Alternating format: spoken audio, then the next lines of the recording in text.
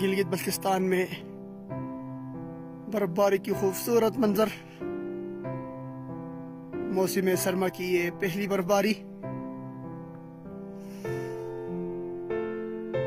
पूरे गांव ने सफेद चादर ओढ़ ली है।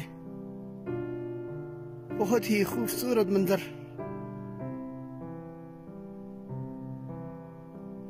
बर्फबारी तकरीबन रात 12 बजे के बाद से शुरू है, अब तक थमा नहीं।